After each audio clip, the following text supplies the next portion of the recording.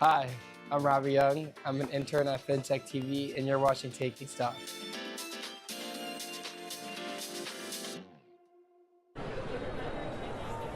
Two minutes to go here into the closing bell from the one, the only trading floor of the New York Stock Exchange. Speaking of one and only, look who joins me now to kick off the broadcast, the Einstein of Wall Street.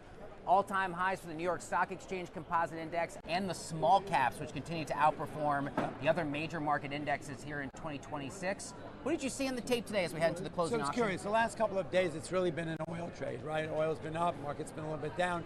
Although the advance versus declines have been fairly 50-50. So it feels very rotational. And at the end of the day, when people are confused with the market, we know that they just go to the lifeblood, which is earnings, and earnings have been great. 86% of the S&P have beat, amazingly enough. And that's curious too, because think about it, those are all coming out of that time last quarter where we were in the midst of a war, and how crazy it was for oil to go from 67.39 to 120 and hang out there, and all the inflationary impact of all that was quite significant. So the last couple of days have been a little bit questionable. I mean, it's not bad. It's sort of foundational in many ways. And today it feels like the buyers are back. We had those couple days where we opened up, sort of trying to get some momentum on the buy side, and the market sort of faded 2 weeks in a row. Today was just sort of solid. We opened up and stayed up. So the buyers are once again in control. They're picking it, and they're comfortable with it. Yeah, the inflation print today right in line with expectations. We'll get the latest numbers on PPI tomorrow. Couldn't move markets. Peter, thank you for being here as always. Absolute pleasure. Time now for the Nixon closing bell. 5.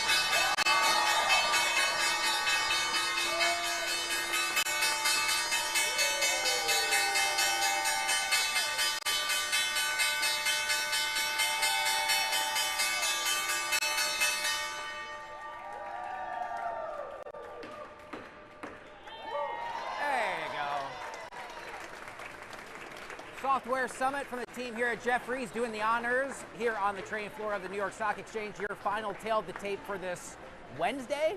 It's already Wednesday, August 12th. The S&P 500 up 0.25%. The Dow, oh man, just down ever so slightly, down 0.04%. The New York Stock Exchange Composite Index at an all-time high in the green, 0.3%. And the small caps, the best of the bunch. The Russell 2000 up 0.6%.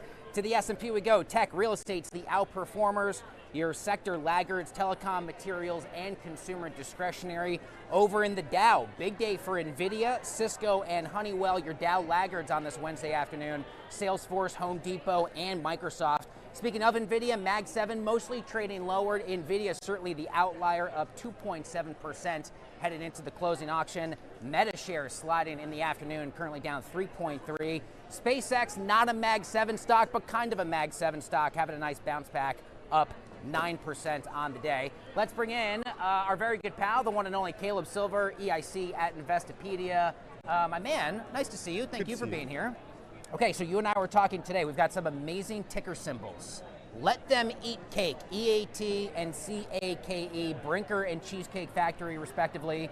All-time highs. What's going on here for these restaurant stocks? I've been digging around the restaurant sector. Just today we had some earnings out from Cava yesterday. We had Brinker International with a conference call this morning. These stocks are killing it right now. I don't know if you saw Cava shares up 15% today. Same store sale increases quarter after quarter. When everyone's concerned about inflation, you see this middle dining segment. Fast casual, a little bit higher than fast casual, doing fantastically well. Brinker, you don't know, but you do know Chili's. That stock up 5% today. 5 straight years of consecutive same-store sales growth. Are recovery in a lot of these stocks when people are worried about inflation, they're worried about tariffs, they're worried about spending. This middle market is doing fantastically well in the restaurant sector. Eat cake, let them eat cake, all-time highs. So people are looking at this saying, wait a minute, I feel so stretched as a consumer, and I know I'm not alone. We see the soft data. We see how sour far too many American families feel in terms of how little they feel their dollar actually goes. Is that a little bit of a mismatch with the reality we're seeing from some of these names? 100%. We feel terrible. We've actually never felt worse if you're looking at consumer confidence from the University of Michigan,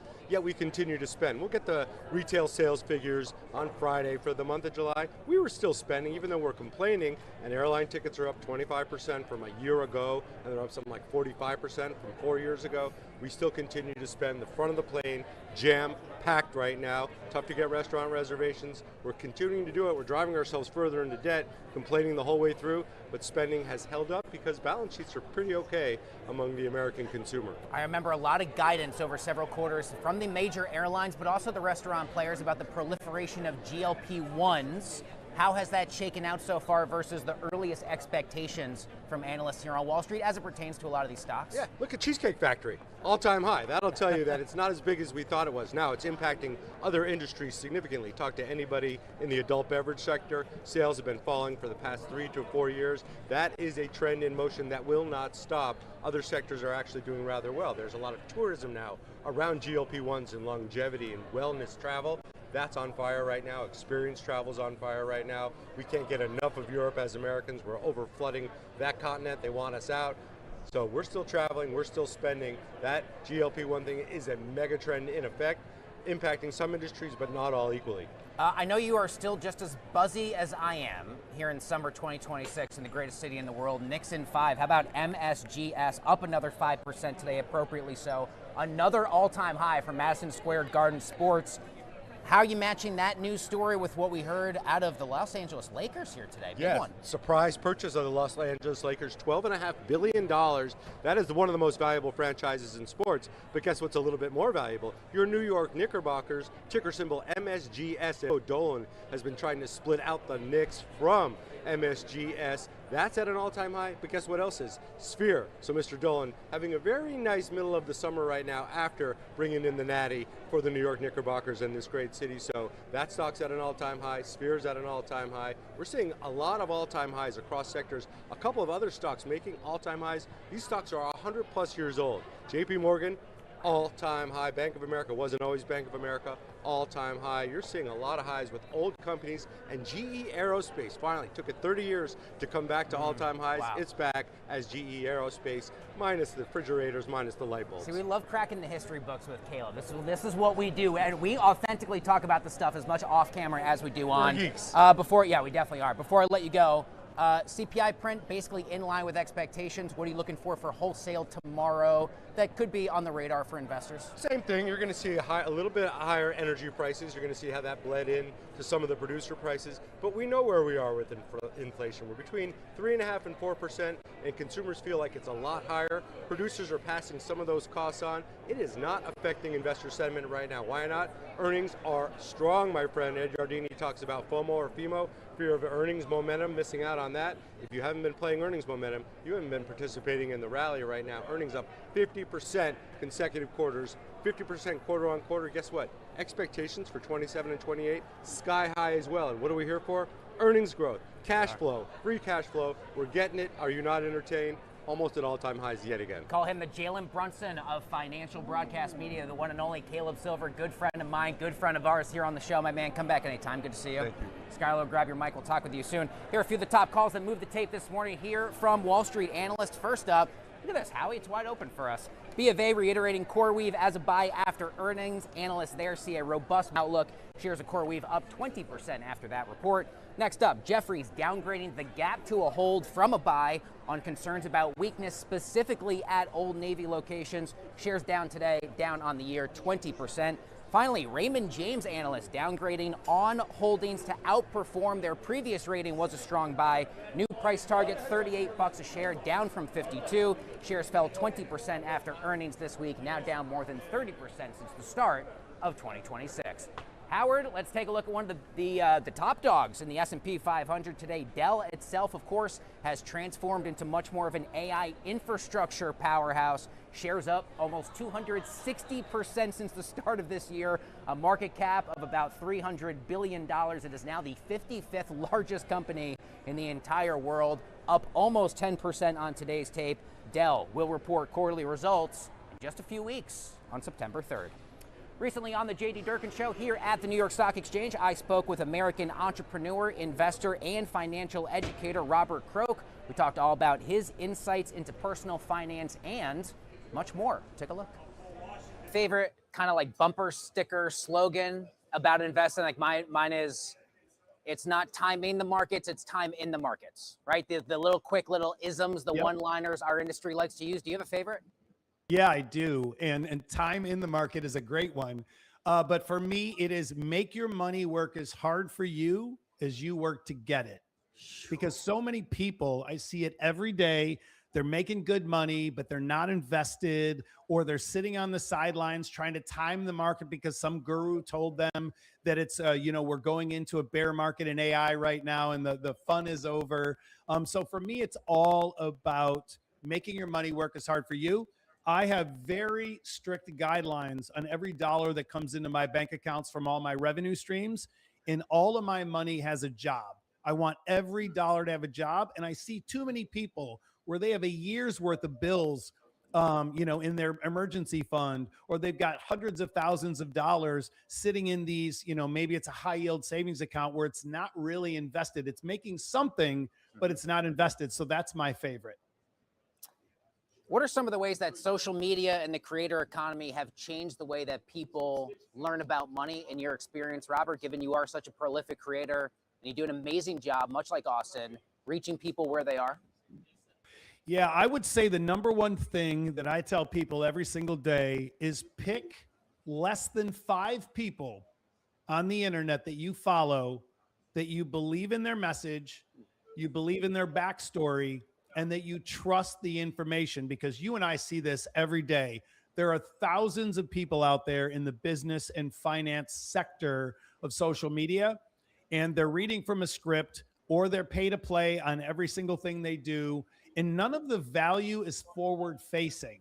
It's all behind a paywall because they're selling courses, which is fine if you want to be a coach or sell courses. So for Austin and I and the Rich Habits podcast and the Rich Habits Network, I think the most important thing is lead with value first, so people can feel connected to us and have that and build that trust, because that's the number one thing.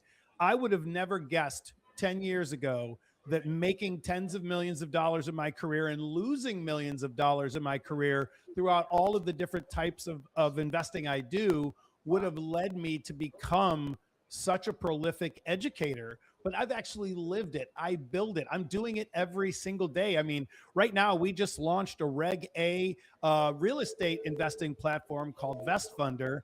And it's just incredible because it lets the everyday investor invest alongside me because they trust me and they want to get a touch of real estate, but don't know how to do it. So I think that's the key. Finding people that are actually building in public, that are sharing with people their knowledge from their careers, not just someone that's chasing the shiny ball to try and make money off of people online. Robert, I got just a couple minutes left. A quick lightning round, if we can. Quick questions and quick answers, if possible. First, best investment you ever made? Bitcoin in 2010. What is one habit that changed your financial life? Always realizing that the more consistent you are and you don't think about the timing of the market, the better off you'll be long-term. What is one book that every young entrepreneur should read? Think and Grow Rich. Okay, Think and Grow Rich. Nice. One piece of life advice that you wish you had heard when you were 25 years old? Never stop learning. So many people in society today, they're addicted to the adrenaline rush of social media, but they stop learning. And if they are learning, they need to educate and they need to execute.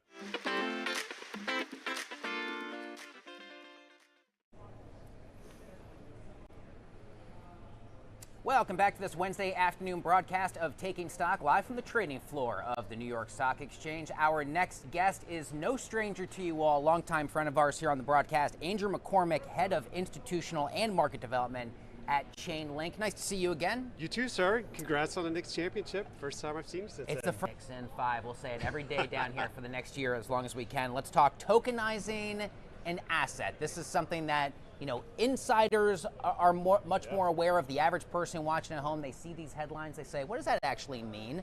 Explain it simply so people better understand the process. Sure thing. So shows like this, media, emails, IMs, they're not just 9 to 5 during a weekday, 24/7, right? So our money should be the same thing. So let's take assets, whether it's cash, other foreign currencies, money market funds, equities, put it on a blockchain, allow it to trade 24/7, peer-to-peer, whatever it may look like, and just trying to make our money more accessible and more efficient. Why do you think Wall Street is so interested with the general iteration of tokenization right now? Because 10 years ago down here on the floor, we weren't really talking about this. Now I don't go very far in my day-to-day without talking about it. Absolutely. Even I think 2 years ago, 3 years ago, there was a lot of skepticism, but I think Wall Street, banks, financial firms to recognize this can make our existing systems faster, more efficient, lower risk, help us make more money, help our customers, and that got people's attentions, and it's gone from ideas and brainstorming to real life production platforms now. So that's why I was wondering, where are we in the process? Let's say this is a 9-inning baseball game. How deep past the first pitch are we to fully realize tokenization across the board? I go top of second inning. Okay. So I think today there's maybe 200 or 300 billion or so of assets that have been tokenized, and an exchange like this each day is doing hundreds of billions, maybe even $1 trillion. So we're early days. The market out there is massive and endless. We've had some banks say they expect by 2030 $4 trillion of tokenized assets. So if we're sitting at less than half a trillion today, I go top of second. Andrew, do we have a sense yet what this will eventually mean for everyday investors and even for people that are not really dialed in on the markets or day traders? How about people with just 401k? Hey, they've played the game over the years of their career in terms of retirement. Is it a clear picture yet on how tokenization will impact those Americans? I love this part of the story because I think it'll give us all more freedom over our money, not just but the people all around the world who for their whole lives, investing or otherwise, are kind of tied to US market hours. So if you're in France or Australia and you want to trade whatever stock, you got to be waking up at crazy times to do so. Yeah. But in a world of tokenization, you can do it when you want, with whom you want, and it's all about freedom. I think that's a win for everybody. What is one component of the general tokenization or even blockchain storyline that you still think we are not talking enough about? What should we be more focused on as the underlying tech continues to evolve? So at the heart of Chainlink especially is security. There's people every hour of every day trying to hack into financial systems, whether it's on a bank account, corporate systems. Chainlink, our system, it's all about security first, to making sure people's assets are protected, because we work hard for our money. You don't want to lose it, and so that security topic is critical for today and also innings 3 through 9. Okay, so I can't talk about blockchain without asking you about the Clarity Act. I am very focused on how many days until the midterm elections, 83 from today until Tuesday, November 3rd. If you're an active member of Congress, you probably don't want to be passing legislation. You want to be fundraising, you want to be campaigning, you want to keep the job that you have, right. And yet we're still waiting for progress on the Clarity Act. Where are we? How do you see this shaking out realistically? So I've been in this space for 9 years. Since 2017, I've been saying we'll soon get legislation answering this topic. So now we've got another month or so to a vote on September 15th, and hopefully then move it to a real vote. So it's tough. The wait is hard. It's a little sad at times. I'm usually super optimistic. I'm going to keep that optimism, but we've got a vote on the calendar September 15th, and after 9 years of waiting, I will happily wait another month or so. I got about 30 seconds left. Let's keep the optimism train rolling along here. What most excites you, not just where this conversation is today, where you most hope it can tomorrow, Andrew? Yeah, as the industry continues to scale, because again, I genuinely believe this gives people greater access, freedom, control of their own money. Whether you're a brand new retail investor or you're running a hedge fund somewhere on Wall Street, you want more control and freedom. And tokenization can do that. We're early innings, and every month there's more and more projects. Every week, Chainlink's announcing a new partnership to help grow this space and ultimately give people more freedom over their own money. Andrew, always grateful for your time. You're one of our OGs here on Taking Stock. OG. We're coming up on 1 year of the broadcast. You've joined us basically since the beginning. I'm always grateful for your time. Always a joy. Come back anytime. Good to see you. Folks, don't go away. A lot more Taking Stock coming up from the big board right after this.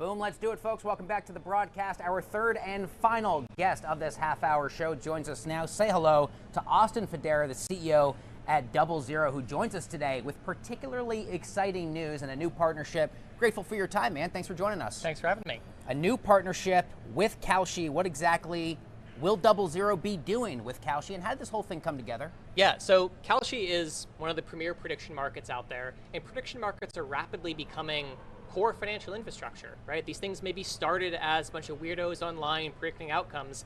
They are now integrated and part of the existing financial infrastructure. And so what we're doing with Kalshi is DoubleZero Edge is all about high speed, low latency, complete market data.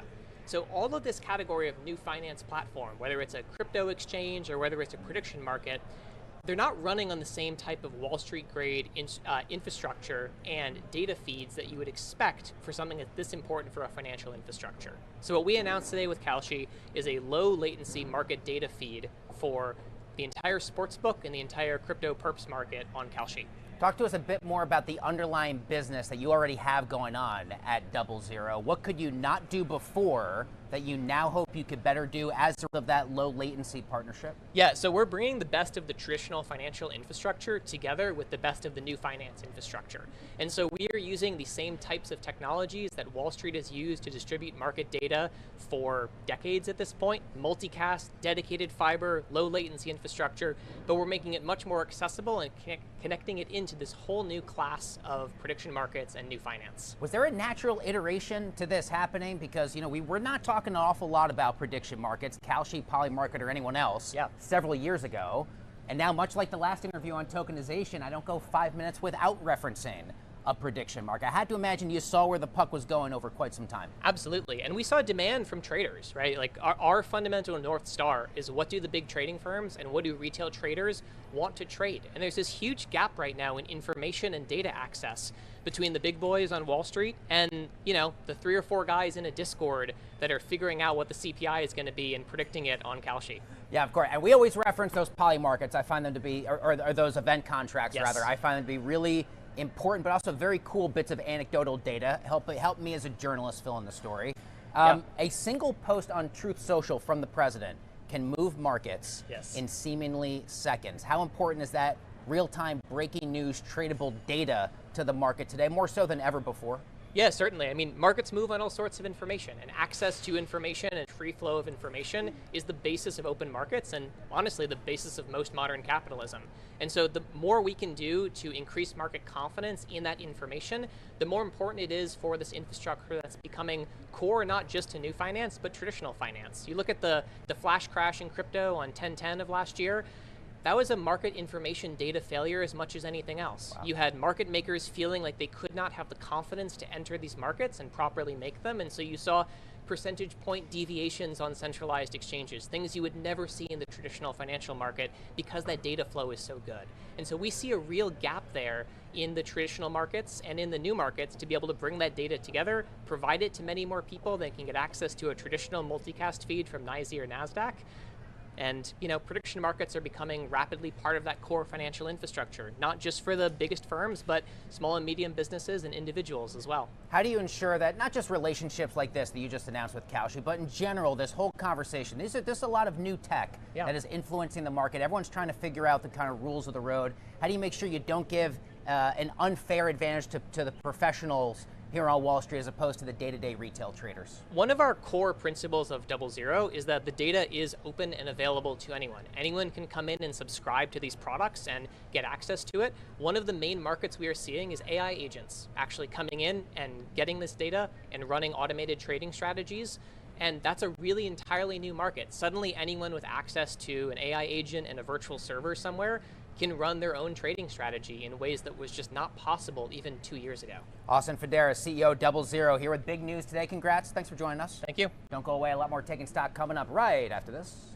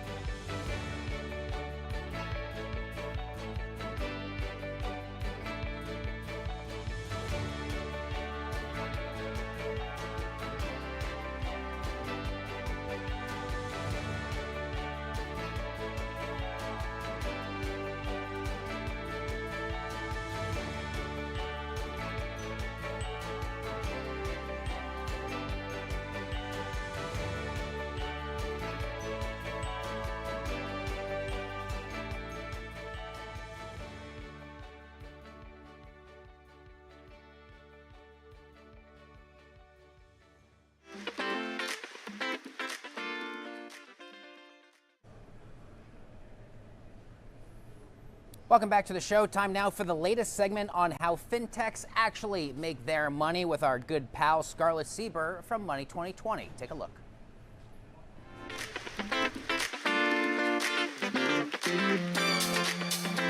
I'm Scarlett Sieber with Money 2020, and this is how fintech companies actually make money, where we look at what happens when the rails change. Today we're going to be talking about Volt, a payments company quietly moving money around card networks altogether.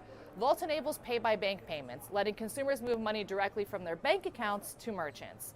So how does Volt actually make money? First, merchant transaction fees. Volt earns per payment by moving money bank to bank, bypassing interchange and card networks altogether. Second, cost replacement economics. Volt doesn't need to win every transaction, only the ones where that card fee that hurts the most.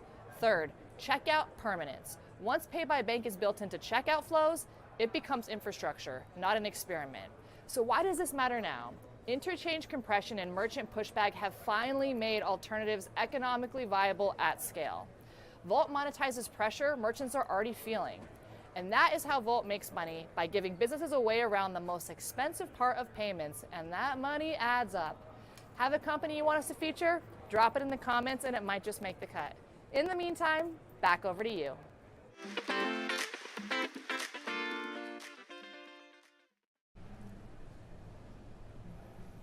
Tomorrow on Wall Street, the latest PPI wholesale inflation print crossing the wire first thing in the morning, 8:30 a.m., 1 hour for traders and investors who like to digest that crucial inflation print before market open. We'll also get the latest figures on weekly jobless claims. In the morning, the latest quarterly results from Bullish here at the New York Stock Exchange, as well as JD.com. What a great nickname for a company. In the afternoon, the latest quarterly results from Applied Materials. Final tail of the tape on this Wednesday, August 12th. The S&P up, the Dow down fractionally, the Stock Exchange Composite Index at an all-time high, and the small caps up 0.6%. Thanks for watching today's edition of the show. Have a great Wednesday night. We'll see you again tomorrow.